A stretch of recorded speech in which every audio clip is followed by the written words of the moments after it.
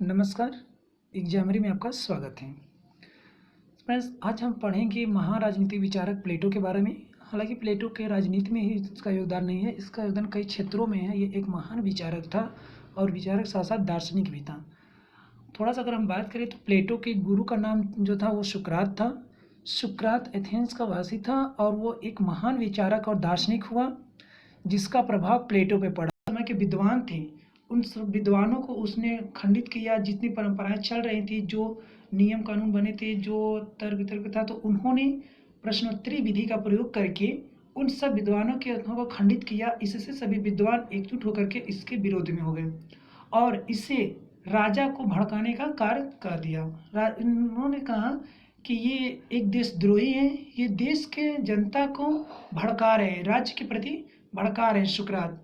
अतः इन्हें देशद्रोही का नाम दे करके इन्हें विष का प्याला दे दिया गया पीने के लिए। चूंकि ये ईश्वर पे महान असीम कृपा मानते थे और ये विश्वास भी करते थे, इसलिए राजा ने बोला कि यदि तुम्हें ईश्वर पे इतना ही विश्वास है तो तुम्हें ये विष का प्याला पी लो और तुम्हें ईश्वर बचा लेगा। तो और सुकरात ने वो विष का प्याला हंसते हंसते पिया। जब सुकरात वो विष का प्याला पीने रहा था तो एक विचारक था वहीं पे महान, उसने बोला कि क्या आपको ये प्याला देख करके भय नहीं लग रहा है? सुकरात ने कहा नहीं, मुझे कोई भय नहीं लग रहा है। आज मैं मृत्यु को भी देखना चाहता हूँ कि मृत्यु क्या चीज़ होती है। तो ऐसे महान दार्शनिक था सुकरात और उसी का उन्हीं का जो शिष्य था वो प्लेटो था और प्लेटो पे उनके मृत्यु का बहुत ही बड़ा प्रभाव पड़ा था।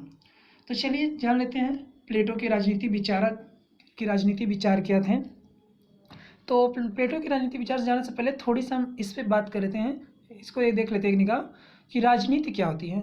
तो राजनीति वह प्रक्रिया है जो राज्य रूपी संस्था के परितः समस्त प्रक्रियाओं का वर्णन करता है। राज्य रूपी संस्था के परितः समस्त क्रियाएं जो होती हैं, क्रिया प्रतिक्रिया, उनका वर्णन ही क्या होता है? राजनीति है। जब राज्य के परितः संचालित होने वाली समस्त राजनीतिक प्रक्रियाओं का क्रमबद्ध अध्ययन करते हैं तो उसे राजनीति विज्ञान कहते हैं। ठीक है।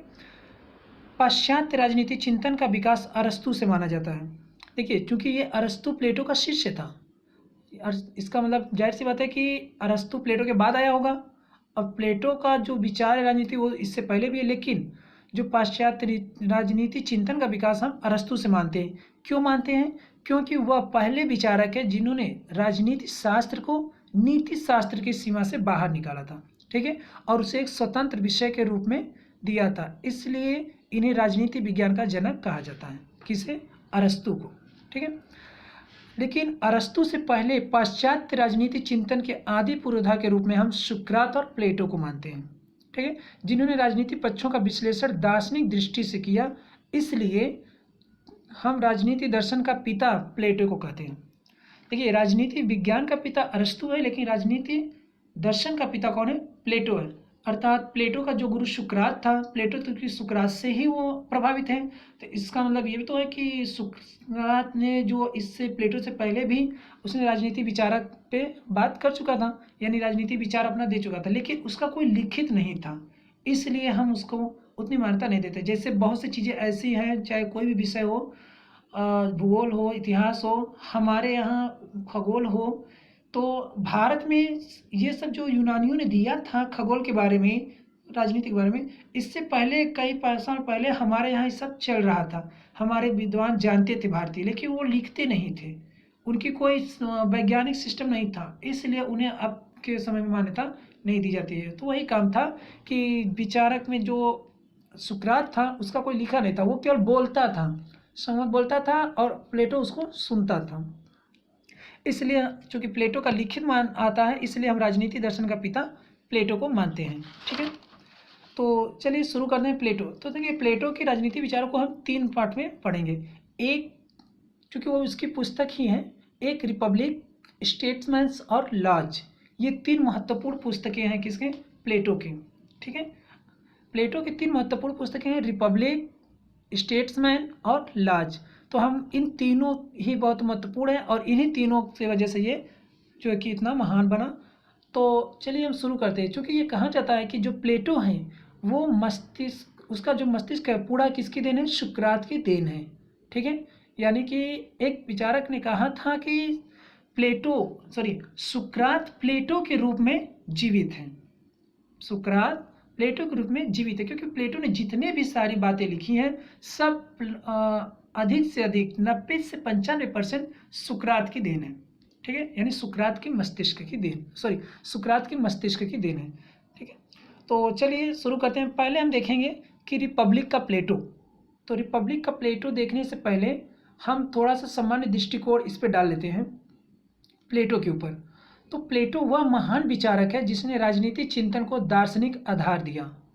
राजनीतिक चिंतन को दार्शनिक आधार देने वाला विचारक कौन है? तो प्लेटो है। प्लेटो का जन्म 427 बीसी में हुआ था और प्लेटो का पूर्व नाम अरिस्टोक्लीज था। इसे ध्यान रखिएगा, क्योंकि अरिस्टोक्लीज और उसका अरस्तु का भी नाम आता है। तो प्लेटो का पूर्व नाम क्या था? अरिस्टोक्लीज। स्वस्थ एवं सुडौल शरीर के कारण प्लेटो के जो व्यायाम शिक्षक थे उनका नाम प्लेटो रखा था। प्लेटो का एक अर्थ और होता है कि उसका चौड़ा जो कंधा होता है वो चौड़ा होता है। ठीक है, तो प्लेटो ने एकेडमिक नामक संस्था की स्थापना भी की थी। प्लेटो ने अपनी संस्था के प्रवेश के द्वार पर अंकित किया था कि बिना गणित ज्ञान के कोई व्यक्ति प्रवेश ना करे। ये देखिए, ये इंपॉर्टेंट है, इससे याद रखिएगा कि जो एकेडमिक नामक संस्था प्लेटो ने शुरू किया था, जो संस्था बनाई थी, उसके मुख्य द्वार पे ही वो लिख दिया था कि बिना गणित ज्ञान के कोई व्यक्ति प्रवेश ना करे, अर्थात वो उन्हीं को शिक्षा देगा जिन्हें गणित का अच्छा ज्ञान होगा। प्लेटो ने अपनी रचना संसार में आदर्श आधार के रूप में सुकरात के चिंतन अथवा दर्शन को रखा, जिसका प्राय अनुसरण भी किया। ठीक है, प्लेटो ने जो रचना किया था वो संसार के सामने एक आदर्श आधार के रूप में सुकरात का चिंतन रखा था। जैसा कि मैंने पहले ही कहा था कि लोग बोलते हैं कि जो प्लेटो का वो है वो सुकरात का मस्तिष्क भी प्लेटो है। ठीक है, और उसको प्लेटो ने अनुसरण भी किया था। प्लेटो की कुछ ग्रंथ हैं जिसमें से कि प्लेटो ने कुल 38 ग्रंथ को लिखा था, लेकिन उसके प्रमाणित ग्रंथों की संख्या 28 मानी जाती है। ठीक है, उसके चिंतन का 3 आधार हैं जो मुख्य रूप से हैं। पहला रिपब्लिक, दूसरा स्टेट्समैन और तीसरा लाज। ये तीनों इसकी पुस्तकें भी हैं। लेकिन प्लेटो को इतना महान किसने बनाया? तो रिपब्लिक ने बनाया। ये क्वेश्चन याद रखिएगा, रिपब्लिक किसको इतना महान बनाता है। ठीक है, रिपब्लिक में क्या है? तो पहले हम देखते हैं। रिपब्लिक में है दार्शनिक राजा, आदर्श राजा, न्याय और शिक्षा। दार्शनिक, आदर्श राजा, न्याय और शिक्षा, ये किससे संबंधित है इसका? तो रिपब्लिक से संबंधित है। ठीक है, रिपब्लिक में इसने शासक को ऊपर और कानून को नीचे रखा था। ठीक है, अब हम देख लेते हैं कि प्लेटो के चिंतन पे किसका क्या प्रभाव पड़ा था। तो देखिए, सुकरात का प्रभाव, प्लेटो के चिंतन पे सुकरात का प्रभाव पड़ा था। सुकरात का प्रभाव कैसे पड़ा? कि सुकरात कहता था सद्गुण ही ज्ञान है। सद्गुण के माध्यम से प्रत्येक व्यक्ति में मानवतावादी मूल्य और न्यायपरक गुण का समावेश होता है। सद्गुण के 4 स्वरूप बताया है सुकरात ने। क्या? विवेक, साहस, संयम और न्याय। ये सद्गुण के 4 स्वरूप हैं। क्या क्या है? विवेक, साहस, संयम और न्याय।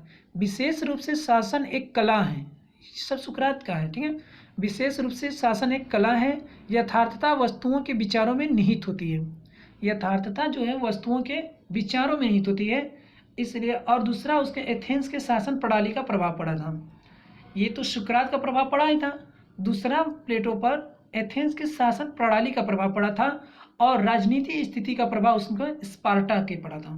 ठीक है, यहाँ से ये चीज़ें याद रखिएगा कि शासन प्रणाली का प्रभाव उसको कहाँ से पड़ा था? तो एथेंस से पड़ा था, और राजनीतिक स्थिति का प्रभाव तो स्पार्टा से। ठीक है, तो ये इस पे प्रभाव था।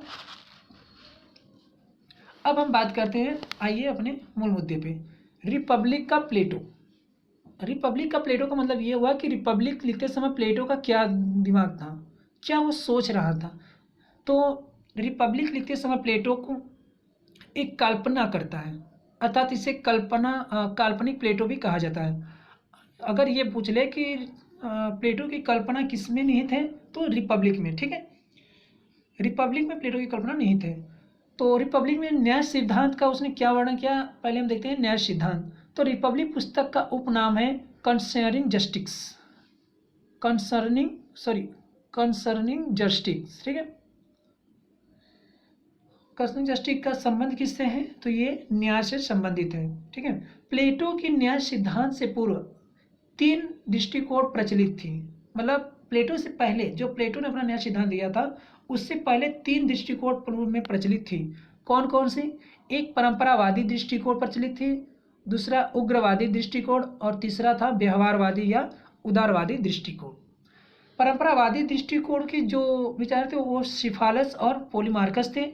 ये दोनों पिता और पुत्र थे। ठीक है।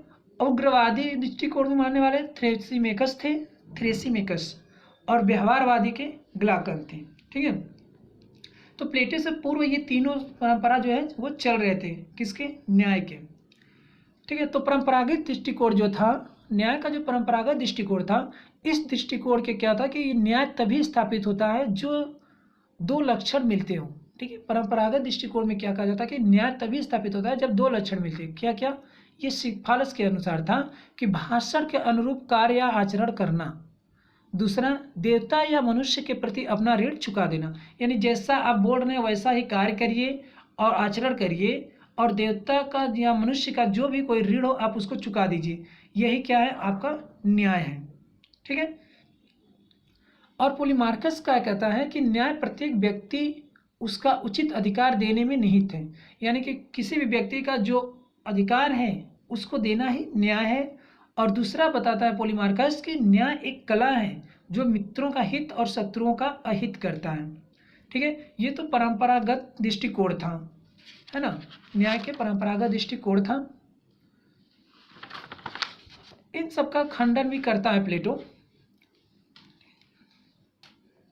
उग्रवादी दृष्टिकोण में क्या था कि न्याय शक्तिशाली का हित है, अर्थात शक्ति ही न्याय है। ये उग्रवादी दृष्टिकोणों का विचार था न्याय से संबंधित। दूसरा क्या था कि इस सिद्धांत के अनुसार, यानी कि उग्रवादी दृष्टिकोण के अनुसार, न्याय का स्वरूप शक्तिशाली संगठन ही निर्धारित करते हैं। ठीक है। अर्थात इस उग्रवादियों में क्या था? शक्ति ही न्याय है। ठीक है।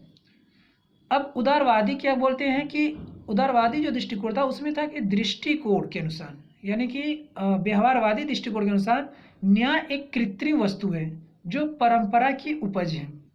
मतलब न्याय ये प्राकृतिक नहीं है, प्रकृति ने इसको नहीं दिया, इसको खुद से बनाया गया है, जो परंपरा की उपज यानी परंपराओं यानी पिछली परंपराओं से चली आ रही है।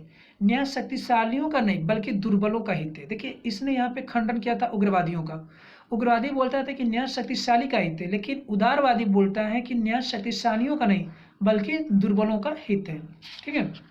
इन सब का खंडन करता है प्लेटो। ग्लाकन क्या कहते हैं कि जो ग्लाकन है उन्होंने न्याय भय की संतान है और दुर्बलों की आवश्यकता है। ये ग्लाकन का स्टेटमेंट है, इसे याद रखिएगा। न्याय भय की संतान है और दुर्बलों की आवश्यकता है। ठीक है। अब आइए हम बात करते हैं प्लेटो का न्याय।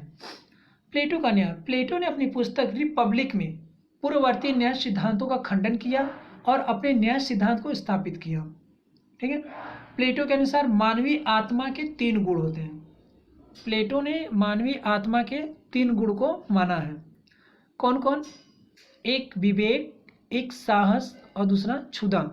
विवेक को उसने शासक वर्ग में रखा, साहस को सैन्य वर्ग में रखा है और क्षुधा को उत्पादक वर्ग में। ठीक है। मानवीय आत्मा के 3 गुण बताया, विवेक, साहस और क्षुधा, जिसमें शासक वर्ग को विवेक में रखा, जो साहसी वर्ग थे उन्होंने सैन्य वर्ग में रख दिया, और जो क्षुधा यानी उत्पादक वर्ग हैं उन्हें उत्पादक वर्ग कर दिया। ठीक है। प्लेटो का न्याय क्या है कि न्याय तभी स्थापित होता है जब समाज के सभी वर्ग अपने निर्धारित दायित्वों का सम्यक निर्वहन करें और दूसरों के कार्य में हस्तक्षेप ना करें। ठीक है। तो फ्रेंड्स, प्लेटो ने जो पिछले विचारकों का खंडन किया था वो थोड़ा सा हम उस पर प्रकाश डाल देते हैं। वो इस प्रकार था जिसमें उसने कहा था कि देवता या मनुष्य के प्रति अपना ऋण चुका देना ही न्याय है। ये जो सिफालस ने कहा था, सिफालस ने, तो उसका प्लेटो ने खंडन किया कि ठीक है, उनका जो कि चुका देना ही न्याय है, ऋण चुका देना ही न्याय है। तो यदि हम किसी का जो ऋण लिए हैं, मान लीजिए उस स्थिति में उससे मैंने कहीं कुल्हाड़ी ले लिया है और यदि उसका बाद में मानसिक संतुलन बिगड़ चुका हो, वो एक दिवालिया हो गया हो, पागल हो गया हो, उस समय यदि हम उसका ऋण चुकाते हैं तो ये न्याय नहीं होगा, क्योंकि वह उस कुल्हाड़ी के द्वारा अपने को आहत भी पहुंचा सकता है, आघात भी पहुंचा सकता है। इसलिए जरूरी नहीं है कि जो मनुष्य का ऋण हो उसको चुका देना ही न्याय होगा। ये स्थितियों और परिस्थितियों पे निर्भर करता है। ठीक है। और जो बोलते हैं कि एक और था कि शत्रु मित्रों के साथ हित और शत्रुओं के साथ अहित करना, इसका भी उसने खंडन किया था। उसने कहा कि नहीं, अगर हम शत्रुओं के प्रति अहित करेंगे तो उनमें द्वेष भावना और अधिक आ जाएगी, अतः ये हम उस समय स्थिति और उचित व्यवहार के साथ उसका निर्णय करेंगे कि किसके साथ कौन सा व्यवहार करना चाहिए। ठीक है, तो इस तरह उसने खंडन किया था। तो उसका न्याय पे फिर से हम अपने टॉपिक पे आ जाते हैं। तो न्याय, प्लेटो कहता है कि न्याय तभी स्थापित होता है जब समाज के सभी वर्ग अपने निर्धारित दायित्वों का सम्यक निर्वहन करे और दूसरे के कार्य में हस्तक्षेप ना करे। यानी वो अपना अपना कार्य करे, जिनको जो कार्य दिया गया, जैसे शासक वर्ग है तो वो शासक वर्ग का कार्य करेगा, सैन्य वर्ग है तो सैन्य वर्ग का कार्य करेगा, और जो क्षुधा वर्ग है वो उत्पादक वर्ग का कार्य करेगा। कोई एक दूसरे के कार्य में हस्तक्षेप नहीं करेगा। ये प्लेटो की तो इस पे क्वेश्चन बनता भी है, आप इसे अच्छे से याद रखिएगा कि प्लेटो अहस्तक्षेप की नीति को मानता है। प्लेटो न्याय के दो पक्ष रखता है, एक व्यक्तिगत न्याय और दूसरा सामाजिक न्याय। ठीक है, प्लेटो का न्याय कितने पक्षों में है? तो दो पक्षों में, एक व्यक्तिगत न्याय में है और दूसरा सामाजिक न्याय। तो व्यक्तिगत न्याय के अनुसार में, व्यक्तिगत न्याय में क्या बोलता है प्लेटो कि प्रत्येक व्यक्ति के आत्मा में 3 गुण निहित होते हैं, जैसा कि हमने पहले देख लिया था। 3 गुण निहित होते हैं जो अपने निर्धारित कार्य संपन्न करते हैं। ठीक, न्याय तब स्थापित होता है जब एक दूसरे में नियंत्रक इस प्रकार हो। किस प्रकार हो? जैसे देखिए, हमने बोला था कि हमने देखा है विवेक वर्ग, साहस वर्ग और क्षुधा वर्ग का, ये 3 चीज़ें हैं। तो प्लेटो बोलता है कि न्याय तभी स्थापित होगा जब क्षुधा वर्ग पे विवेक और साहस का नियंत्रण हो। अगर हम इससे एक दूसरे को छोड़ भी देंगे, मतलब हस्तक्षेप नहीं करना है, उस पर उसका नियंत्रण होना चाहिए ताकि वो कोई गलत कार्य ना कर सके। तो क्षुधा पे विवेक और साहस का नियंत्रण होना चाहिए, और जो साहस है वो विवेक के निर्देशन में कार्य करेगा। अर्थात विवेक क्या है? वो सर्वोच्च रहेगा, यानी जो शासक वर्ग है वो सर्वोच्च रहेगा, उस पर किसी का नियंत्रण नहीं रहेगा। वो साहस को अपने निर्देशन में कार्य करने के लिए रखेगा, और क्षुधा पे इन दोनों का नियंत्रण होगा। ठीक है, विवेक और साहस का नियंत्रण क्षुधा पे होगा। ये तो उसका व्यक्तिगत न्याय था। अब सामाजिक न्याय के बारे में वो क्या बोलता है? सामाजिक न्याय देखते हैं। जब समाज में उत्पादक वर्ग उत्पादन कार्य करे, सैन्य वर्ग सुरक्षा प्रदान करे और दार्शनिक शासन का संचालन करे, जिससे प्रभावी व्यवस्था स्थापित हो, तब उसे सामाजिक न्याय कहते हैं। यानी कि जो वर्ग है वो अपना अपना कार्य करता है तो हम उसे सामाजिक न्याय कहते हैं। सामाजिक न्याय में शासक वर्ग सर्वोच्चता और अन्य वर्ग पे बनी रहती है। ठीक है, सामाजिक न्याय में शासक वर्ग की सर्वोच्चता अन्य न्यायों पे बनी रहती है, अन्य वर्गों पे बनी रहती है। सामाजिक न्याय तब स्थापित होता है जब समाज के ये तीनों वर्ग न केवल अपने दायित्वों का निर्वहन करें, मतलब शासक वर्ग है तो शासक का काम करे, सैन्य वर्ग है तो सुरक्षा का प्रदान करे, और उत्पादक वर्ग है तो यदि क्षुधा वर्ग है अगर वो उत्पादक का वर्ग का कार्य कर रहा है, तो तभी इतने से ही न्याय नहीं होगा। यदि ये तीनों अपना अपना कार्य कर रहे हैं तो उतने से ही न्याय नहीं होगा, बल्कि न्याय तब होगा जब ये एक दूसरे के कार्य में हस्तक्षेप न करें। ठीक है, अपना कार्य कर रहे हैं तब तो ठीक है, कोई दिक्कत नहीं, लेकिन इतने में हम नहीं कहेंगे कि उनका न्याय है। न्याय तभी होगा जब ये एक दूसरे के कार्य में हस्तक्षेप भी न करें। ठीक है, अब देख लेते हैं प्लेटो के न्याय की प्रमुख विशेषताएं क्या है। तो प्लेटो का न्याय सिद्धांत अहस्तक्षेप सिद्धांत पर आधारित है। ठीक है, प्लेटो का न्याय अहस्तक्षेप सिद्धांत पर आधारित है। अरस्तु का भी इसी पे आधारित है, हम आगे देखेंगे उसको इसके बाद। तो प्लेटो का न्याय सिद्धांत अहस्तक्षेप सिद्धांत पर आधारित है। प्लेटो का न्याय सिद्धांत कार्य विशेषीकरण के सिद्धांत पर आधारित है। ठीक है, प्लेटो का न्याय अहस्तक्षेप कार्य विशेषीकरण पर निर्धारित है। प्लेटो का न्याय सिद्धांत सामंजस्य के सिद्धांत पर आधारित है। यह व्यक्तिवाद विरोधीवाद सिद्धांत है, क्योंकि वह व्यक्ति के समष्टि का अंग मानता है, व्यक्ति को समष्टि का अंग मानता है, यानी ये व्यक्तिवाद का विरोधीवाद है। ठीक है, इस सिद्धांत के अनुसार न्याय आत्मा का एक गुण है। कौन से? यानी कि प्लेटो के न्याय के अनुसार आत्मा का एक गुण है। प्लेटो का न्याय सार्वभौम न्याय सिद्धांत है, विधिवादी न्याय सिद्धांत नहीं है। ठीक है, इसको याद रखिएगा कि इसका जो प्लेटो का है वो सार्वभौम न्याय है, विधिवादी न्याय नहीं है। विधिवादी न्याय किसका है? वो अरस्तु का आता है। ठीक है, प्लेटो का न्याय सिद्धांत व्यक्तिक और सामाजिक दो स्वरूपों में विभाजित है, जिसे वह आत्मा के गुणों के आधार पर परिभाषित करता है। यदि प्रश्न ये पूछे कि प्लेटो का न्याय किस पे है, तो आत्मा के गुणों पर आधारित है। ठीक है, प्लेटो ने आत्मा के 3 गुण बताया था।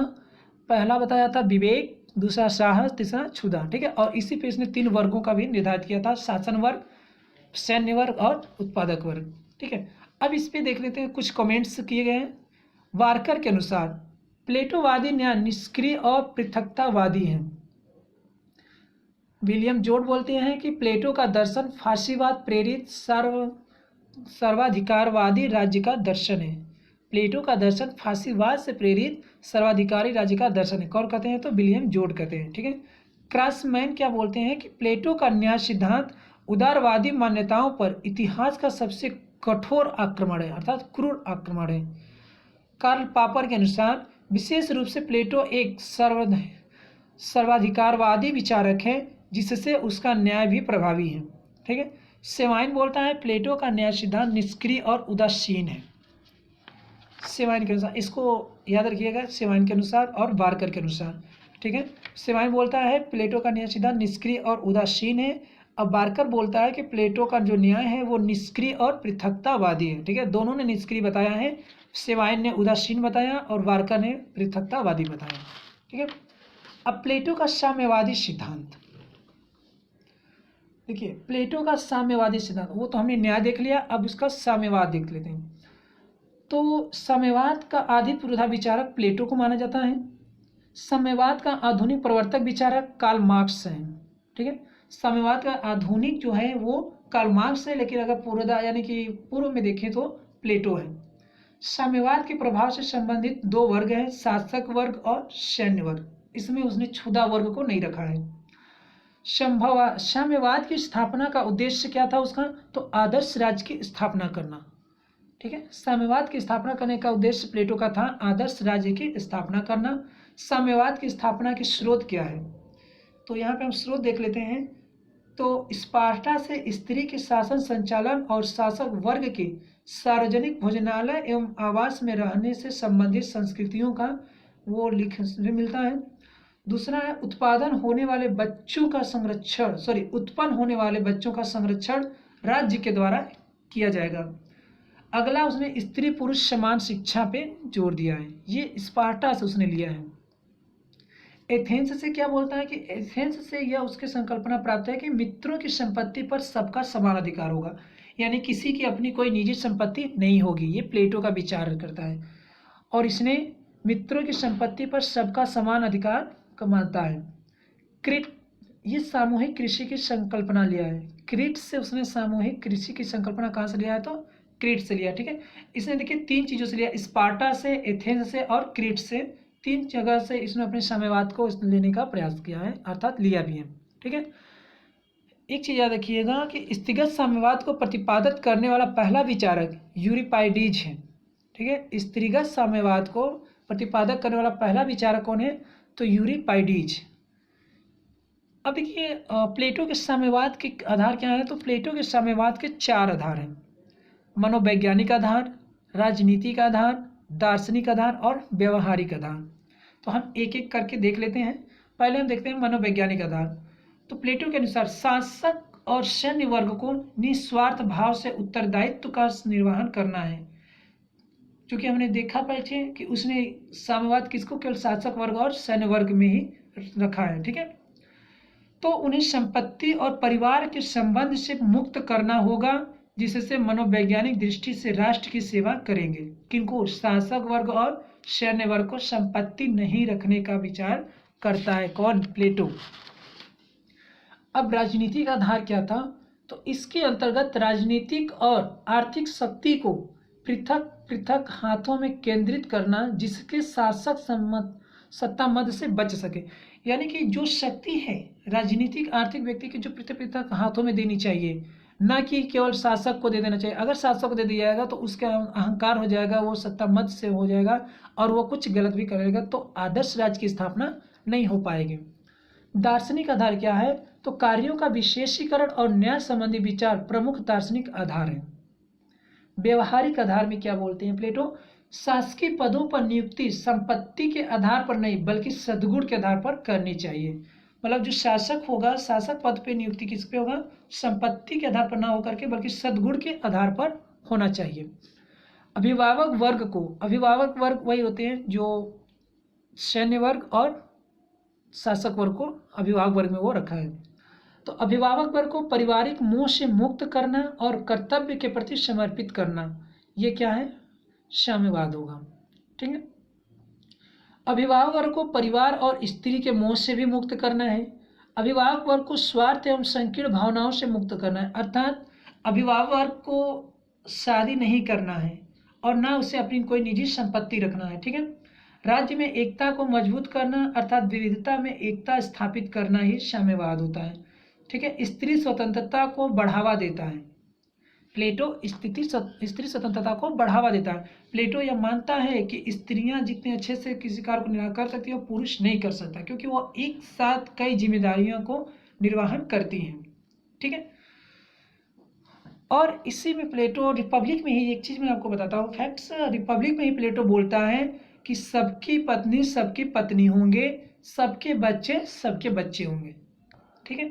ये साम्यवाद में बोलता है। आगे देखिए, तो साम्यवाद के स्वरूप पे बात करते हैं तो प्लेटो का साम्यवाद दो स्वरूपों पर है, एक स्त्रीगत साम्यवाद और दूसरा संपत्तिगत साम्यवाद। तो स्त्रीगत साम्यवाद क्या है, उसने स्त्रीगत साम्यवाद पे क्या विचार किया है उसको देख लेते हैं। तो प्लेटो के अनुसार स्त्रीगत साम्यवाद के लिए निम्न सिद्धांत प्रस्तुत किया। अभिभावक वर्ग को पारिवारिक मोह से दूर करना और कर्तव्य के प्रति समर्पित करना, पहला पॉइंट। दूसरा पॉइंट है अभिभावक वर्ग को परिवार व स्त्री की मोह से दूर रखना। तीसरा पॉइंट, अभिभावक वर्ग को स्वार्थ एवं संकीर्ण भावनाओं से मुक्त करना, क्योंकि ना स्त्री रहेंगी ना संपत्ति रहेगा तो उसका स्वार्थ ही नहीं रहेगा। जब अपना परिवार ही नहीं है तो संपत्ति किस लिए रखेगा, जब कुछ अपना ही नहीं है तो स्वार्थ किस लिए रहेगा। ठीक है। अगला पॉइंट वो बोलता है कि राज्य में एकता को मजबूत करना अर्थात विविधता में एकता को स्थापित करना। अगला पॉइंट, स्त्री स्वतंत्रता को बढ़ावा देना। ठीक है। यानी वो बोलता है कि स्त्रियों को घर के चार दीवारियों में नहीं रखना है, आप उन्हें भी शासन के प्रणाली में भाग लेने की वो छूट दीजिए, उन्हें भी थोड़ा घर से बाहर निकालिए। ठीक है। स्त्री पुरुष समान अधिकार की स्थापना करना, स्त्रियों की प्रतिभा का उपयोग शासन व प्रशासन में करना। स्त्रियों का प्रतिभा का जो प्रयोग शासन और प्रशासन में करने का सर्वप्रथम विचार किसने दिया था, तो प्लेटो ने दिया था। स्त्रियों की प्रतिभा का उपयोग शासन और प्रशासन में करना। अब आके देखिए, प्लेटो के अनुसार स्त्रियां एक साथ कई जिम्मेदारी का निर्वहन करती हैं, इसलिए पुरुष से बेहतर शासन संचालन कर सकती हैं। ये प्लेटो मानता है कि स्त्रियां एक साथ कई दायित्वों का निर्वहन करती हैं, इसलिए वो पुरुष से अच्छा शासन का निर्वहन कर सकती हैं। अब आप ही समझ सकते हैं कि क्या है। परिवार एक ऐसा स्थान है जहां मनुष्य की प्रतिभा का हनन होता है और स्त्रियों की मानसिक शक्ति में चूल्हों में ही छोड़ दी जाती है। ठीक है। प्लेटो कहता है कि स्त्रियों को सार्वजनिक क्षेत्र में पुरुषों के समान नेतृत्व का अवसर दिया जाना चाहिए। श्रेष्ठ संतान की प्राप्ति का उद्देश्य क्या बताता है प्लेटो, कि प्लेटो के अनुसार प्लेटो कहता है कि स्त्री व्यक्तित्व के अनुरूप पुरुष के होने पर श्रेष्ठ संतान की संभावना प्रबल हो जाती है।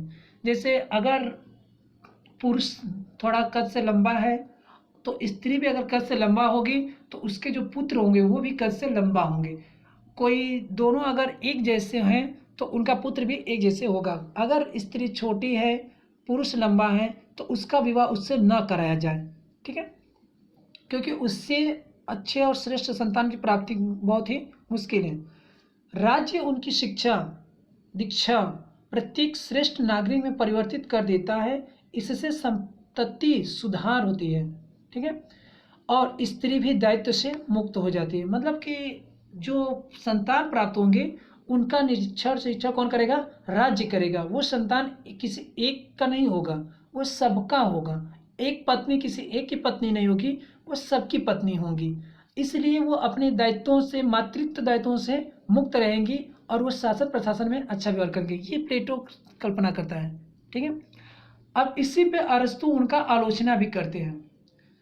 अरस्तु कहते हैं कि स्त्रीगत साम्यवाद परिवार संस्था की अवहेलना करता है, स्त्रीगत आदर्शवाद को विकृत कर देता है, जिसमें स्त्रियां पत्नी और मां के पद से गिर जाती हैं अर्थात वो वेश्या बन जाती हैं। ठीक है। स्वतंत्रता की चाह में स्त्रियों की आंतरिक गरिमा क्षरित हो जाती है। ये कौन बोलता है? अरस्तु बोलता है। अरस्तु कहता है प्लेटोवादी पुत्र होने की अपेक्षा निकट संबंधी होना ज़्यादा श्रेयस्कर है। ये इसका कमेंट है अरस्तु का। प्लेटोवादी पुत्र होने की अपेक्षा निकट संबंधी होना ज़्यादा श्रेयस्कर है। साम्यवाद का आधार राजनीतिक अधिक, मानवीय कम है। प्लेटो का जो साम्यवाद है वो राजनीतिक अधिक है लेकिन मानवीय रूप से वो कम है। क्यों? क्योंकि वह अभिभावक वर्ग को पारिवारिक सुख से वंचित कर देता है। उत्तम संतान प्राप्ति की भविष्यवाणी पूर्णतः गलत है जो बालक की पहचान खत्म कर देती है। ये अरस्तु बोलता है प्लेटो की आलोचना करते हुए। ठीक है। अब प्लेटो का संपत्तिगत साम्यवाद देखते हैं। ये तो स्त्रीगत साम्यवाद था, संपत्तिगत साम्यवाद क्या है? तो संपत्तिगत साम्यवाद का प्रावधान शासक और सैन्य वर्ग के लिए किया था और उत्पादक वर्ग को इससे मुक्त रखा गया था। ठीक है। प्लेटो के अनुसार शासकों को, सैनिकों को जीवन की आवश्यकता से अधिक संपत्ति अर्जित करने का कोई अधिकार नहीं है। अर्थात जो शासक वर्ग और सैनिक वर्ग होंगे वो उनको जितनी आवश्यकता होगी जीवन जीने के लिए वो बस उतनी ही संपत्ति रख सकते हैं, नहीं तो वो राष्ट्र के प्रति सेवा भाव में अत्यंत कमी उत्पन्न करेंगे। प्लेटो कहता है संपत्ति केवल उतना ही जितना से जीवन यापन हो सके और यह उनका निजी संपत्ति भी नहीं होगी। ठीक है। संपत्ति केवल वो उतना ही रखें जितना कि उनका जीवन यापन हो सके और वो भी संपत्ति उनका निजी संपत्ति नहीं होगी। संपत्तिगत साम्यवाद के अंतर्गत अभिभावक वर्ग के पास ऐसा कोई घर या भंडार नहीं होगा जहां व्यक्तियों का प्रवेश निषिद्ध हो। अर्थात वो बोलता है कि अभिभावक वर्ग में, जैसा कि हमने पहले बताया था, अभिभावक वर्ग में उसने शासक वर्ग और सैन्य वर्ग को रखा है, तो उनके पास कोई ऐसा घर द्वार या फिर कोई ऐसा भंडार नहीं होगा जहाँ पे किसी व्यक्ति को जाने से वर्जित किया जाएगा। अर्थात उनकी जितनी भी संपत्ति होगी, घर द्वार होगी, वो सार्वजनिक होगी, वहाँ कोई भी व्यक्ति जा सकता है और आ सकता है। ठीक है। संपत्ति साम्यवाद का मुख्य उद्देश्य आदर्श राज्य की स्थापना करना और दार्शनिक राजा की संकल्पना को साकार करना है। संपत्तिगत साम्यवाद के कई आयाम हैं जो इस प्रकार है, देख लेते हैं। फर्स्ट पॉइंट है संपत्तिगत साम्यवाद का दृष्टिकोण आर्थिक के स्थान पर राजनीतिक है, जिसके माध्यम से दार्शनिक राजा की स्थापना करना तथा आदर्श राज्य की स्थापना करना है।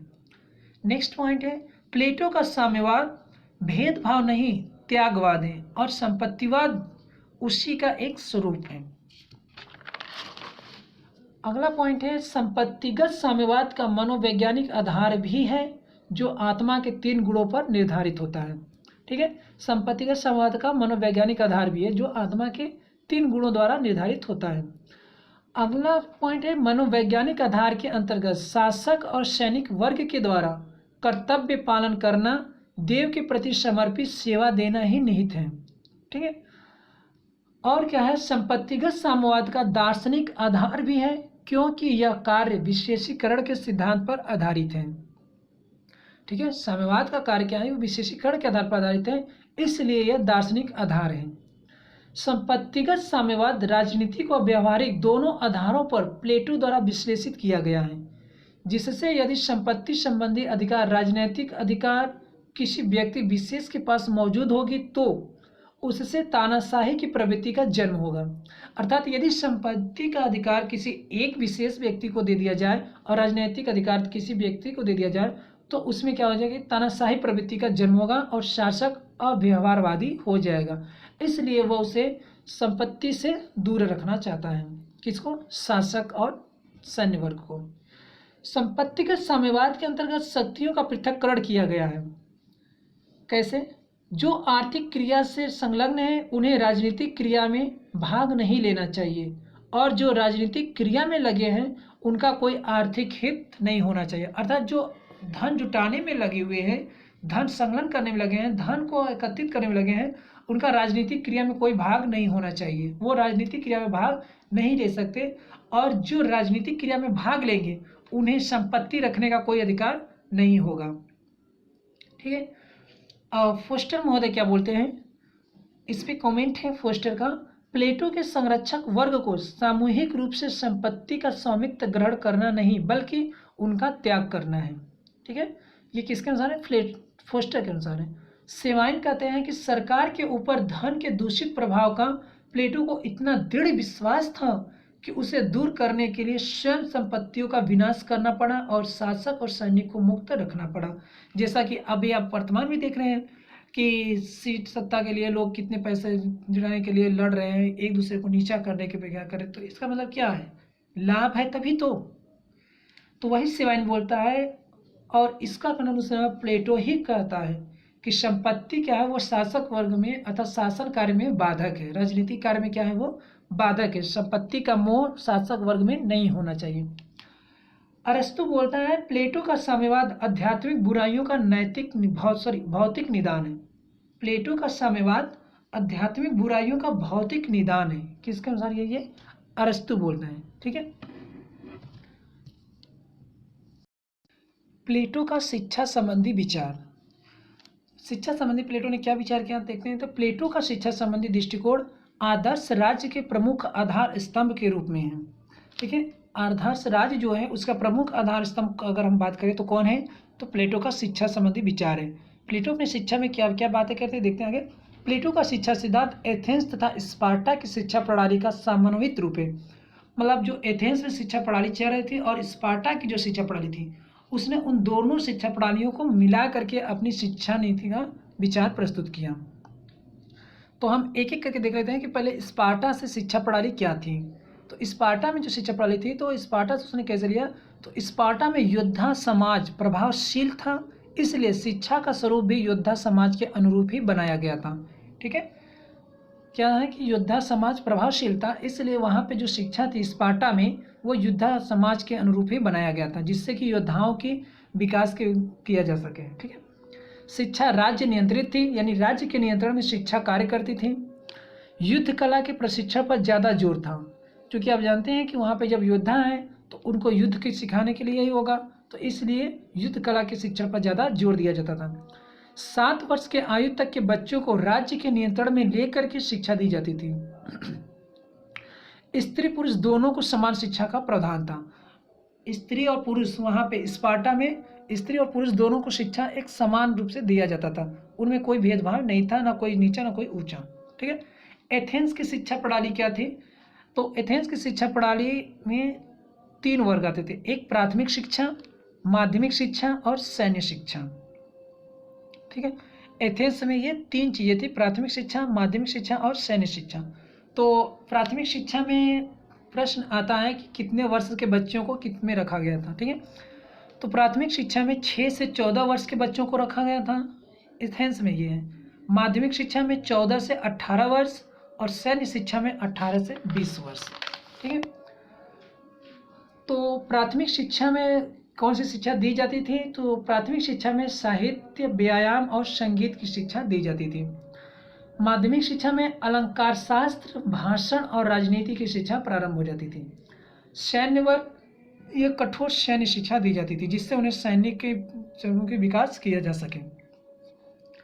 अब हम देखते हैं कि प्लेटो का शिक्षा दर्शन क्या है। एथेंस और स्पार्टा को मिला करके प्लेटो ने अपना कैसा शिक्षा का स्वरूप प्रदान करते हैं। तो मानव मस्तिष्क सदैव गतिशील रहता है। ये प्लेटो सोचते हैं कि मानव मस्तिष्क सदैव गतिशील रहता है और वातावरण से प्रतिक्रिया करता है। उचित तरीके से उसका विकास अच्छे वातावरण में होता है। ठीक है। अर्थात जिसका वातावरण मिलेगा, मनुष्य का विकास, मस्तिष्क का विकास वैसे ही होगा। ठीक है। इसी प्रकार अरस्तु का भी एक कमेंट है कि स्वस्थ शरीर में स्वस्थ मस्तिष्क का विकास होता है।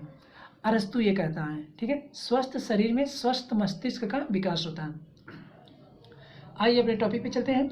तो शिक्षा की समस्या मस्तिष्क को सक्रिय करने को नहीं बल्कि वातावरण को स्वस्थ करने की है।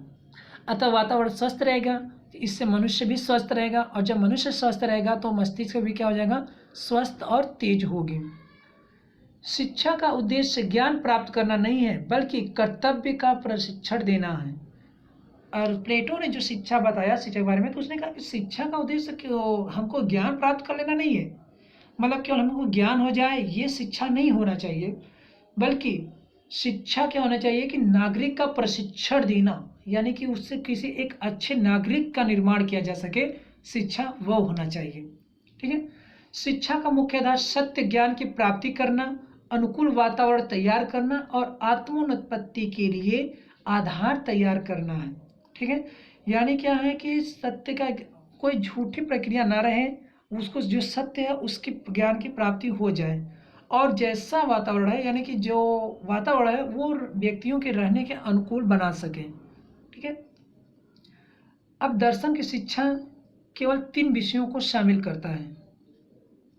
प्लेटो अपने दर्शन की शिक्षा में 3 विषयों को शामिल करता है, अंकगणित, खगोलशास्त्र और संवाद शास्त्र। ये प्रश्न एग्जाम में पूछे जाते हैं कि प्लेटो ने अपनी शिक्षा में किन किन विषयों को शामिल किया था। तो प्लेटो का दार्शनिक शिक्षा में 3 विषय शामिल थे, इसको आप अच्छे से याद रख लीजिए। कौन कौन? अंकगणित, खगोलशास्त्र और संवाद शास्त्र। अंकगणित, खगोलशास्त्र और संवाद शास्त्र, ये पिछली पीजीटी परीक्षाओं में पूछा भी गया है कि प्लेटो का दार्शनिक शिक्षा के कितने विषय हैं, अर्थात कौन विषय इनमें से नहीं है। तो इन 3 का नाम दिया था, एक अगला बीजगणित भी नाम दिया था, तो उसमें बीजगणित नहीं होगा। ठीक है, तो इसके 3 विषय कौन है? अंकगणित, खगोलशास्त्र और संवाद शास्त्र, इसे याद रखिएगा आप। तो प्लेटो की शिक्षा का स्वरूप देख लेते हैं कि प्लेटो का शिक्षा का स्वरूप क्या था। वो तो शिक्षा का दर्शन था, अब स्वरूप क्या है, प्लेटो ने कैसी व्यवस्था की थी शिक्षा के लिए। तो प्लेटो ने 2 तरह की व्यवस्था की थी, एक प्राथमिक शिक्षा और एक उच्च शिक्षा। क्योंकि उसने पीछे देखा था कि 3 शिक्षाएं थी, प्राथमिक थी, सैन्य थी और माध्यमिक थी, है ना, प्राथमिक, माध्यमिक और सैन्य थी। लेकिन उसने एथेंस और स्पार्टा की शिक्षा को एकत्रित करके उसने 2 स्वरूप बनाया, प्राथमिक शिक्षा और उच्च शिक्षा।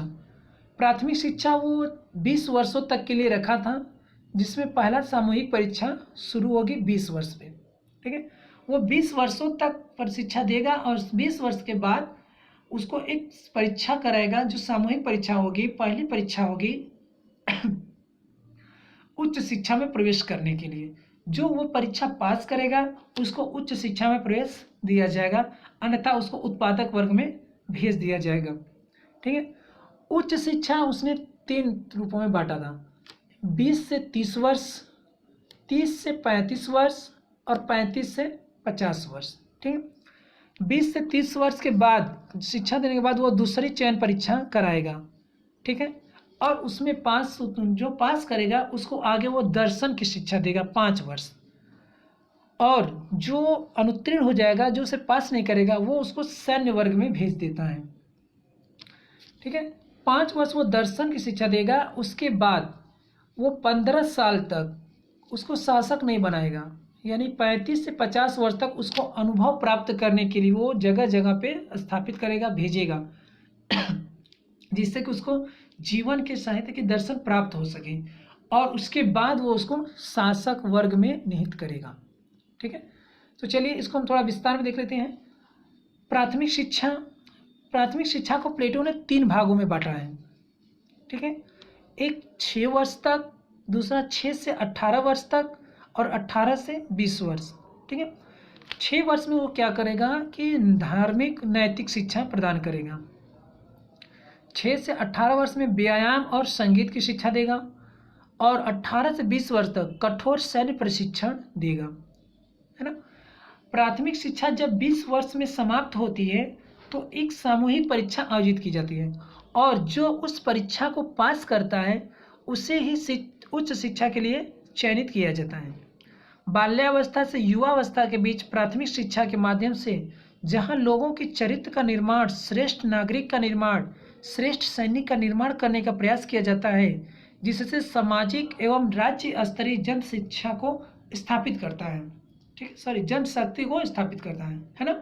बाल्यावस्था से लेकर युवावस्था के बीच में उसको प्राथमिक शिक्षा दे देती है, जिससे कि वो श्रेष्ठ नागरिक बन सके, श्रेष्ठ सैन्य बन सके। उसके बाद क्या करेगा कि 20 वर्ष के बाद वो एक सामूहिक परीक्षा कराएगा, किसके लिए? उच्च शिक्षा में प्रवेश देने के लिए। ठीक है, उच्च शिक्षा जैसा कि हमने बता दिया है, तो उच्च शिक्षा युवावस्था से प्रौढ़ावस्था तक संचालित होती है। उच्च शिक्षा युवावस्था से प्रौढ़ावस्था तक संचालित होती है, यानी 20 से लेकर के 30 वर्ष तक, ये मेन है। ठीक है, उच्च शिक्षा बुद्धि प्रधान और शासक वर्ग के लिए होती है और किसी के लिए नहीं, यानी कि बुद्धि प्रधान और शासक वर्ग, सैन्य वर्ग और शासक वर्ग के लिए होता है, क्योंकि जो 20 वर्ष के बाद परीक्षा पास नहीं करता उसको उसने क्षुधा वर्ग में भेज देता है, यानी उत्पादक वर्ग में भेज देता है कि जाइए आप उत्पादक का कार्य करिए। उच्च शिक्षा विज्ञान और दर्शन के द्वारा बुद्धि का परिष्कार करना, विवेक की सृष्टि करना ही ये उसका उद्देश्य था। उच्च शिक्षा की प्रवृत्ति वैयक्तिक होती है, ठीक है। उच्च शिक्षा की प्रवृत्ति क्या है, वो वैयक्तिक होती है। तो उस शिक्षा में उसने रखा था 20 से 30 वर्ष की शिक्षा में कौन सी शिक्षा दी जाती थी, तो ज्यामिति, तर्कशास्त्र, रेखागणित, ज्योतिष और संगीत, ये शिक्षाएं 20 से 30 वर्ष में दी जाती थी, ठीक है। और व्यवहारिक शिक्षा 35 से 50 वर्ष और 30 से 35 वर्ष में वो दार्शनिक शिक्षा देता है। उपरोक्त विवेचना से ये स्पष्ट किया जा सकता है कि 50 वर्ष तक सैद्धांतिक और व्यवहारिक प्रशिक्षण प्राप्त कर लेने में, अर्थात प्राप्त कर लेने से शासक में दार्शनिकता की प्रवृत्ति समावेश हो जाती है, ठीक है। प्लेटो कहता है कि अगर हम इतना यानी 50 वर्षों तक दिए गए शिक्षा को अगर कोई ग्रहण कर लेता है तो उसमें शासक में दार्शनिकता की प्रवृत्ति का समावेश हो जाता है, जिससे वह तार्किक निर्णय करने में और निष्पक्ष निर्णय लेने में सक्षम हो जाता है, ठीक है। अर्थात वह दार्शनिक तब वह राजा बनने के योग्य हो जाता है, ठीक है। रूसो कहता है कि जो प्लेटो का शिक्षा पर लिखा गया सर्वश्रेष्ठ ग्रंथ रिपब्लिक है, ये रूसो कहता है, ठीक है। ये उसका कमेंट है कि शिक्षा पे लिखा गया सर्वश्रेष्ठ ग्रंथ कौन है, रिपब्लिक है, ठीक। अर्थात इस शिक्षा पे लिखी गई पहली श्रेष्ठ किताब कौन है, तो रिपब्लिक। कौन बोलता है, रूसो कहता है ना, ठीक। नैटिलसिक बोलते हैं, नैटिलसिक, याद रखिए नैटिलसिक। शिक्षा का उद्देश्य आत्मा को प्रकाशोन्मुख करना है, ठीक है। बारकर महोदय के अनुसार शिक्षा वास्तव में मानसिक व्याधि को दूर करने वाली मानसिक औषधि के समान है, ठीक है। बारकर ने इसे औषधि के समान माना शिक्षा को, ठीक है। अब देखिए प्लेटो की शिक्षा का जो विशेषता है उसको देख लेते हैं कि जो प्लेटो की शिक्षा का दृष्टिकोण है उसकी विशेषता क्या है। तो उसने शिक्षा का आधार मनोवैज्ञानिक माना है, अर्थात जो प्लेटो की शिक्षा है वो मनोवैज्ञानिक आधार पर है। शिक्षा का उद्देश्य जीवन के हर पक्ष का विकास करना है। सैद्धांतिक और व्यवहारिक शिक्षा व्यक्तित्व को पूर्णता प्रदान करती है, इसलिए दोनों आवश्यक है। सैद्धांतिक और व्यवहारिक दोनों शिक्षा क्या है, आवश्यक है व्यक्ति के। क्यों, क्योंकि उसके व्यक्तित्व को पूर्णता प्रदान करती है। स्त्री और पुरुष दोनों के लिए समान शिक्षा की व्यवस्था है। उद्देश्य क्या है उसका, कि आदर्श नागरिक का निर्माण हो सके, ठीक है। शिक्षा का उद्देश्य व्यक्ति और राज्य के संघर्ष को समाप्त करना है। संरक्षक वर्ग पर शिक्षा का विशेष प्रावधान प्लेटो की शिक्षा का केंद्र है। संरक्षक वर्ग पर शिक्षा का विशेष प्रावधान क्या है, प्लेटो की शिक्षा का केंद्र है। अगर हम क्वेश्चन ये पूछ ले प्रश्न में कि प्लेटो की शिक्षा का मुख्य केंद्र क्या है, तो संरक्षक वर्ग पर शिक्षा का विशेष प्रावधान है, ठीक है। साहित्य और कला पर विशेष शैक्षिक दृष्टिकोण ही का स्थापना करता है प्लेटो। राज्य नियंत्रित शिक्षा का प्रावधान करता है, ठीक है। अब प्लेटो के आदर्श राज्य का सिद्धांत, ये तो प्लेटो की शिक्षा समझ था। अब हम प्लेटो के आदर्श राज्य का सिद्धांत देख लेते हैं कि प्लेटो कैसा आदर्श राज्य स्थापित करना चाहता है, ठीक है। तो प्लेटो अपने आदर्श राज्य के लिए आत्मा के 3 गुणों पर आधारित मानता है, ठीक है। पहला विवेक, साहस और सुधा, ये 3 आत्मा के गुण हैं, जिसमें विवेक को उसने साहस वर्ग में रखा है, शासक वर्ग में बनाए रखा है, साहस को सैन्य वर्ग में रखा है और क्षुधा को उत्पादक वर्ग में, ठीक है। तो प्लेटो का आदर्श राज्य समाज के अराजकता को दूर करने के लिए हुआ था। आदर्श राज्य में दार्शनिकता की प्रबलता है जो पूर्णतः कल्पनावादी दृष्टिकोण पर आधारित है, ठीक है। जो प्लेटो का आदर्शवाद है वो पूर्णतः कल्पना पर आधारित है, जो दार्शनिकता की प्रबलता इसमें दिखाई देती है। प्लेटो के अनुसार आदर्श राज्य में 3 वर्गों के बीच बेहतर समन्वय स्थापित होता है, जिसके माध्यम से न्याय की व्यवस्था प्रभावशील हो जाती है। रिपब्लिक में उसने बोलता है कि हमारे नगर राज्य में तब तक कष्टों का अंत नहीं होगा जब तक दार्शनिक राजा नहीं होगा या राजा दार्शनिक नहीं होंगे, ठीक है। प्लेटो का यह विचार है कि जो नगर और राज्य है वो तब तक कष्टों से भरा रहेगा, उनके कष्टों का अंत नहीं होगा जब तक कि राजा दार्शनिक नहीं होगा या दार्शनिक राजा नहीं होगा, ठीक है। प्लेटो कहता है कि दर्शन ही आत्मा की देखभाल करने की कला है। दर्शन ही आत्मा की देखभाल करने की कला है। आदर्श राज्य में प्लेटो दार्शनिक शासक राजा के हितों के साथ अपने हितों का पूर्ण तादाद स्थापित कर देता है, यानी कि एकता को स्थापित करता है। कौन? प्लेटो। क्यों? क्योंकि शासक का कोई अपना हित नहीं होता, संपूर्ण समुदाय का हित ही उसका अपना हित है, इसलिए। ठीक है। अब हम देखते हैं कि प्लेटो ने आदर्श राज्य के लिए कितने तत्वों को, तो आदर्श राज्य के लिए प्लेटो ने 3 तत्वों के माध्यम से व्यवस्था स्थापित करने का प्रयास किया है। कौन कौन से हैं? दार्शनिक तत्व, सैन्य तत्व और आर्थिक तत्व। ठीक है। ये 3 तत्व मिल करके उसके आदर्श राज्य की स्थापना करते हैं। फिर से देख लेते हैं कि वो कौन कौन से तत्व हैं। तो दार्शनिक तत्व, सैन्य तत्व और आर्थिक तत्व। आदर्श राज्य के निर्माण में दार्शनिक तत्व विवेकशील दार्शनिक राजा में निहित होता है, जो शासक बनने की अर्हता यानी योग्यता रखता है। ठीक है। प्लेटो ने दार्शनिक तत्व को ही शासक वर्गों में रखा हुआ है, यानी कि वही शासक बनने की योग्यता रखते हैं। दार्शनिक तत्व में न्याय, संयम, सौंदर्य जैसे पक्षों का समन्वय होता है और यह शासकों के चरित्र का आधार होता है। ये सब किसके अनुसार है? ये प्लेटो सोचता है, कल्पना करता है, वास्तविकता कुछ नहीं है, बस इसका अभी तक ये केवल कल्पना में ही जी रहा है। प्लेटो विवेक के 2 पक्ष को मानता है, एक ज्ञान प्राप्त करना और दूसरा प्रेम करने में सहायक। ठीक है। अर्थात दार्शनिक राजा को विवेकशील एवं स्नेहशील होना चाहिए। अब वो सैन्य तत्व में क्या कल्पना करता है? तो उसका जो सैन्य तत्व की कल्पना है, तो वो आवश्यकता में वृद्धि के साथ साहस का उदय होता है। ठीक है। यानी जैसे जैसे आवश्यकता बढ़ती जाती है, उसके लिए साहस का उदय होता है। क्यों? क्योंकि भौतिक संसाधन की अधिकता लालसा युद्ध का प्रमुख कारण बन जाती है। ठीक है।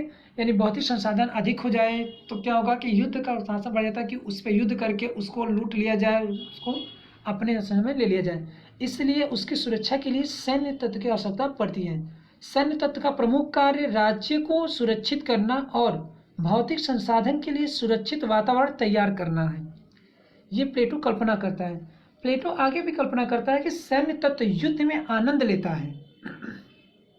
सैन्य तत्व क्या है? वो युद्ध में आनंद लेता है और समाज एवं राज्य को सुरक्षित करने का दायित्व का निर्वहन करता है। रिपब्लिक पे बारकर बोलते हैं, रिपब्लिक सुखी योद्धा की शिक्षा का दर्शन बन गया। बारकर कहते हैं कि रिपब्लिक सुखी योद्धा की शिक्षा का दर्शन बन गया है। अब हम प्लेटो के आर्थिक तत्व देख लेते हैं। हमने शासक वर्ग, सैन्य वर्ग देख लिया, अब हम आर्थिक तत्व देखते हैं। तो प्लेटो कल्पना करता है कि आदर्श राज्य में मानव अपनी भौतिक आवश्यकता की पूर्ति समूह के माध्यम से करता है, एकांकित रूप में नहीं करता। यानी कि वो अकेले अकेले नहीं करता, बल्कि वो एक समूह के रूप में करता है। इसलिए आर्थिक तत्व में श्रम विभाजन और कार्य का विशेषीकरण प्रमुख आधार के रूप में वह स्थापित करता है। ठीक है। प्लेटो जो आर्थिक तत्व है उसको श्रम विभाजन और कार्य का विशेषीकरण का प्रमुख आधार में स्थापित करता है। क्यों? क्योंकि जो समूह के हैं, जो आवश्यकताएं होती हैं भौतिक, वो एक समूह के माध्यम से होती है, न कि एक एक व्यक्ति के रूप में होती है। इस पे भी बारकर ने कुछ कहा है। क्या कहा है? तो देखिए, बारकर के अनुसार दार्शनिक राजा प्लेटोवादी राज्य रचना की समस्त पद्धति का न्याय संगत परिणाम है, बाहर से थोपी गई कोई वस्तु नहीं है। ठीक है। ये बारकर के अनुसार था कि दार्शनिक राजा प्लेटोवादी राज्य रचना की समस्त पद्धति का न्याय संगत परिणाम है, बाहर से थोपी गई कोई वस्तु का नहीं। ठीक है। आगे देखते हैं कि जो प्लेटो का दृष्टिकोण है वो आदर्श राज्य के संबंध में क्या है। तो प्लेटो कहता है कि राज्य का जन्म वृक्षों और चट्टानों से नहीं, अपितु उनमें निवास करने वाले व्यक्तियों के चरित्र से होता है। प्लेटो ये कहता है कि राज्य का जन्म वृक्षों और चट्टानों से नहीं होता, बल्कि उनमें निवास करने वाले व्यक्तियों के चरित्र से होता है। ठीक है। आदर्श राज्य में न्याय की व्यवस्था प्रभावी है। क्यों? क्योंकि वहाँ तीनों वर्ग अपने लिए निर्धारित दायित्वों का न केवल सम्यक निर्वहन करते हैं, बल्कि एक दूसरे के वर्ग के कार्य के किसी भी प्रकार का हस्तक्षेप नहीं करते हैं। अतः उसका आदर्श राज्य स्थापित हो गया। ठीक है। क्योंकि सब अपना अपना कार्य करते हैं, वो एक दूसरे के कार्यों में कोई हस्तक्षेप नहीं करते हैं। ठीक है, अब प्लेटो का दार्शनिक राजा क्या है, उसने तो 3 चीज बता दिया। अब उसका जो दार्शनिक राजा तैयार होता है वो क्या है, तो दार्शनिक शासक आदर्श राज्य का सूर्य है। प्लेटो का जो दार्शनिक राजा है वो आदर्श राज्य का सूर्य है। ये क्वेश्चन पूछता है कि प्लेटो के अनुसार आदर्श राज्य का सूर्य कौन है, तो प्लेटो के आदर्श राज्य का सूर्य उसका दार्शनिक शासक अर्थात दार्शनिक राजा है। ठीक है, प्लेटो के अनुसार जब तक दार्शनिक राजा नहीं होगा तथा संसार के राजाओं में दार्शनिक शास्त्र की भक्ति भावना नहीं होगी, तब तक नगर राज्य बुराइयों से मुक्त नहीं होगा। ये प्लेटो कल्पना करता है। प्लेटो और आगे कल्पना करता है कि दार्शनिक राजा के पास सबको एक साथ लेकर चलने, नेतृत्व करने की व्यापक क्षमता होती है, क्योंकि वो 15 साल तक इसी का अनुभव प्राप्त करता है ना। 35 से लेकर 50 साल तक उसको, इसीलिए तो उसको बैठाया, दर्शन की शिक्षा देने के बाद जगह जगह पे उसको रखता है ताकि उसको व्यवहारिक ज्ञान की प्राप्ति हो सके। ठीक है, तो इसीलिए वो कहता है कि दार्शनिक राजा के पास सबको एक साथ लेकर चलने और नेतृत्व करने की व्यापक क्षमता होती है। क्यों?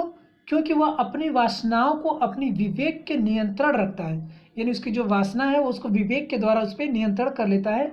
इसी प्रकार जब दार्शनिक शासक का नियंत्रण एवं मार्गदर्शन उत्पादक वर्ग और सैन्य वर्ग के संदर्भ में होता है तो उसे आदर्श राज्य कहते हैं।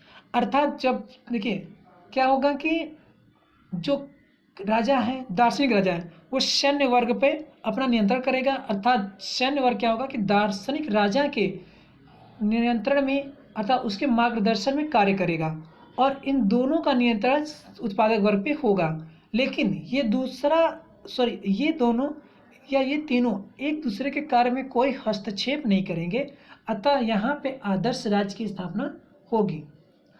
आदर्श राज्य में कुलीन तंत्र का शासन होता है जो परंपरागत कुलीन तंत्र से भिन्न होता है, क्योंकि यहाँ पर श्रेष्ठता का निर्धारण वंश या परंपरा के आधार पर नहीं है बल्कि ज्ञान के आधार पर होता है। यानी कि प्लेटो जो कहता है कि जो आदर्श राज्य है उसमें तो कुलीन तंत्र का शासन होता है, लेकिन जो प्लेटो का आदर्श राज्य है उसमें कुलीन तंत्र का नहीं है, क्योंकि ये परंपरा पे नहीं है कि आज ये राजा हुए हैं तो कल इनका पुत्र राजा बनेगा तो फिर उसके बाद पुत्र राजा बनेगा।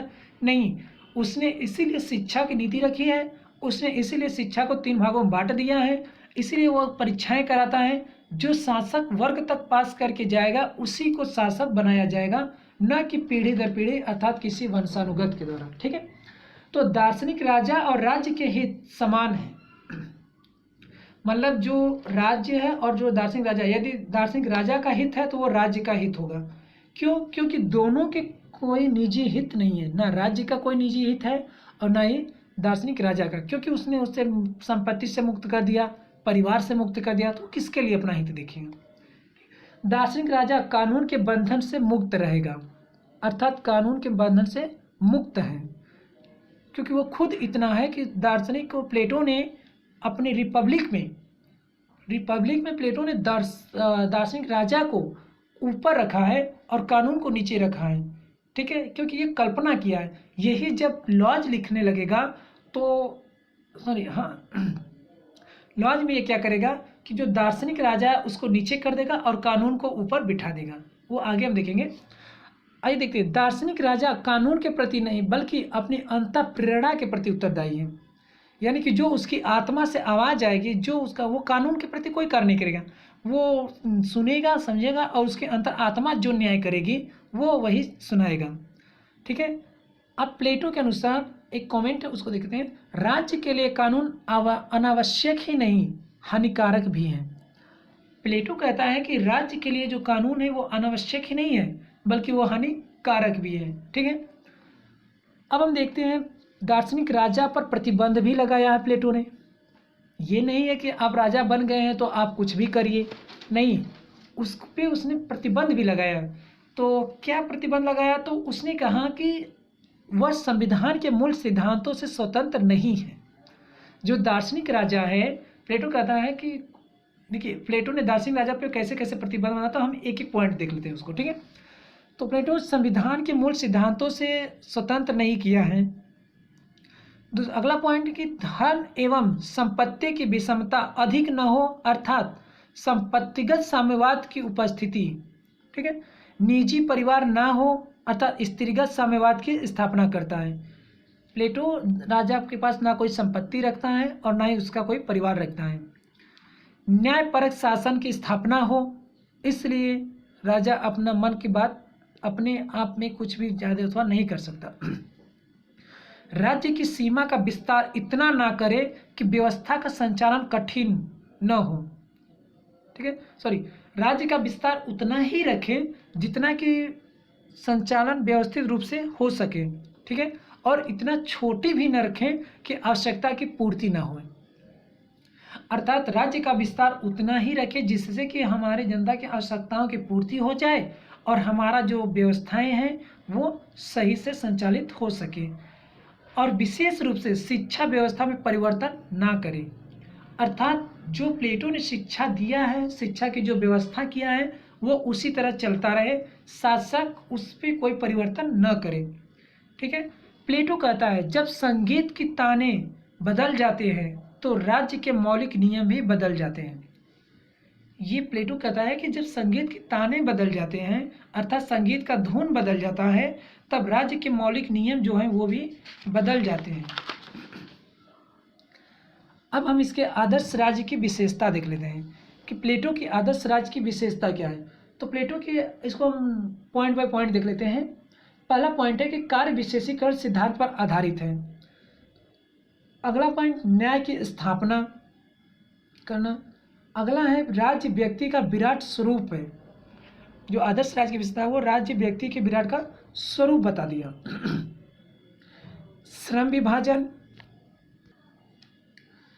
दार्शनिक राजा का शासन, राज्य नियंत्रित शिक्षा होना चाहिए, साम्यवाद की स्थापना हो, स्त्री पुरुष दोनों के समान अधिकार हो, राज्य का लक्ष्य आध्यात्मिक और नैतिकता का विकास करना है, राज्य का हित नहीं सर्वोपरि होती है। ठीक है, यानी राज्य का कोई अपना हित नहीं है, वो सबके लिए है। ठीक है, प्लेटो कहता है, प्लेटो क्या कहता है कि मुझे राष्ट्र के लिए संगीत लिखने दो, मुझे इसकी कोई परवाह नहीं है कि शासन कौन चला रहा है। प्लेटो कहता है कि मुझे राष्ट्र के लिए संगीत लिखने दो, मुझे इसकी कोई परवाह नहीं है कि शासन कौन चला रहा है। इससे सिद्ध होता है कि प्लेटो संगीत का प्रेमी था। जो उसने वाक्य बोला कि मुझे राष्ट्र के लिए संगीत लिखने दो, मुझे इसका कोई परवाह नहीं कि शासन कौन चला रहा है, किसका शासन है, इससे यह सिद्ध हो रहा है कि प्लेटो क्या है, वो संगीत का प्रेमी रहा होगा या प्रेमी था। अब प्लेटो का राज्य का वर्गीकरण देखते हैं। ठीक है, तो प्लेटो ने राज्य के वर्गीकरण के अंतर्गत दो पक्ष सम्मिलित किया है। ठीक है, एक रिपब्लिक में राज्य का वर्गीकरण किया है और उसने दूसरा स्टेटमैन में भी राज्य का वर्गीकरण किया है। तो चूंकि हम यहाँ स्टेटमैन्स नहीं पढ़ रहे हैं, रिपब्लिक पढ़ रहे हैं, प्लेटो का रिपब्लिक पढ़ रहे हैं, इसलिए हम रिपब्लिक राज्य से वर्गीकरण का समाधान देखते हैं। ठीक है, तो प्लेटो ने रिपब्लिक में राज्य के 3 आधारों पे वर्गीकरण किया है। एक मनोवैज्ञानिक आधार, दूसरा अति का आधार, तीसरा ऐतिहासिक आधार। ठीक है, 3 आधारों पे उसने किया है। ठीक है, कौन कौन से? मनोवैज्ञानिक आधार, अति का आधार यानी अति का आधार, और ऐतिहासिक आधार। तो एक एक करके हम इसको देख लेते हैं कि मनोवैज्ञानिक आधार में इसने क्या बोला है। तो मनोवैज्ञानिक आधार के अंतर्गत जिस प्रकार कोई शरीर आत्मा के 3 गुणों के समन्वय से बनती है, उसी प्रकार समाज में 3 गुणों के आधार पर 3 वर्ग का निर्माण होता है। प्लेटो ये कहता है जिनका संतुलित स्वरूप क्या है? आदर्श राज्य है। आगे वो कहता है कि जिस प्रकार से 3 गुणों के समन्वय से स्वस्थ शरीर बनती है, उसी प्रकार आदर्श राज्य भी इनके समन्वय पर आधारित है, अन्यथा असंतुलित राज्य में सम्मिलित हो जाएगा। यानी राज्य फिर आदर्श राज्य न रह करके असंतुलित राज्य हो जाएगा। अति का आधार पे वो क्या बताता है प्लेटो कि प्लेटो कहता है कि जिस प्रकार से एक शरीर में पोषक तत्व अधिक होकर रक्षक के स्थान पर क्या हो जाएगा, ये भक्षक बन जाता है। यानी कि किसी भी शरीर के लिए हमें आवश्यकता से अधिक तत्व की प्राप्ति हो जाती है तो वो हमारे लिए हानिकारक हो जाती है। उसी प्रकार जब राज्य में किसी गुण की प्रबलता हो जाती है तो उसका स्वरूप परिवर्तित हो जाता है, अर्थात आवश्यकता से अधिक भी कोई गुण परिवर्तन नहीं होनी चाहिए। और ऐतिहासिक आधार पे प्लेटो क्या बोलता है, तो ये देखिए कि जब प्लेटो का समय चल रहा था तो उस समय प्लेटो के समकालीन में शासकों में क्या था, बदलाव हो रहा था, जिससे उन्होंने शासन के विविध स्वरूपों को प्राप्त किया। देखिए उसने कई शासन कई जगहों से लिया है प्लेटो ने।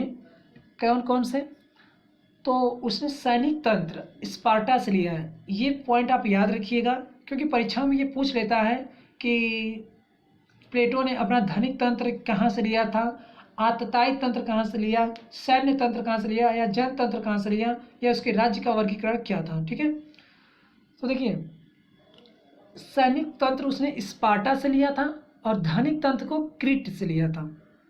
जनतंत्र एथेंस से लिया था और आतताई तंत्र वो सिराक्यूज से लिया था। ठीक है, इसने 4 ऐतिहासिक आधार लिया था और 4 राज्यों से लिया था। फिर से इसको देख लीजिए, सैनिक तंत्र स्पार्टा से लिया था, धनिक तंत्र क्रीट से लिया था, जनतंत्र एथेंस से लिया था और आतताई तंत्र सिराक्यूज से लिया था। ठीक है, अब राज्य का वर्गीकरण के लिए हमने इनको देख ही लिया था। इसमें से जो कुछ हैं जैसे सैनिक तंत्र है, निरंकुश तंत्र है, ये क्या और कैसे हैं इसको देख लेते हैं कि किसमें क्या प्रबलता है। तो जो राजतंत्र है उसमें आदर्श राज्य की प्रबलता है, यानी विवेक की प्रबलता है। ठीक है, उसने राज्य तंत्र को ही आदर्श राज्य माना है।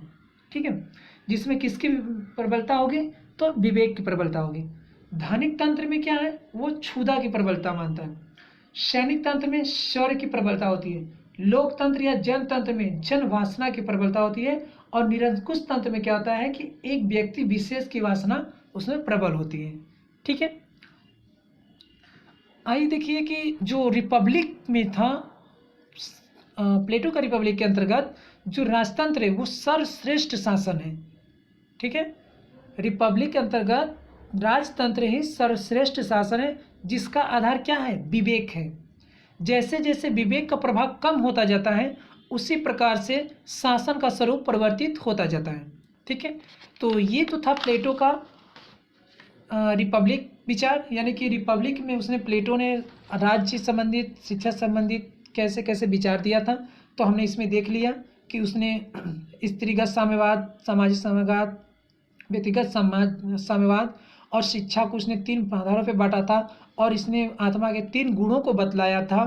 ठीक है, अब इसके बाद हम स्टेट्समैन में देखेंगे कि स्टेट्समैन्स में उसने राज्य का वर्गीकरण कैसे किया था। ठीक है, देखिए स्टेट्समैन्स ने शिक्षा उच्छा कुछ नहीं दिया था, अब आगे वो क्यों राज्य की बात करेगा। जो शिक्षा उसने दिया था वो रिपब्लिक में दे चुका है। ठीक है, थैंक यू सो मच। अगर आपको वीडियो अच्छा लगा हो तो इसे सब्सक्राइब और शेयर भी कर दीजिएगा।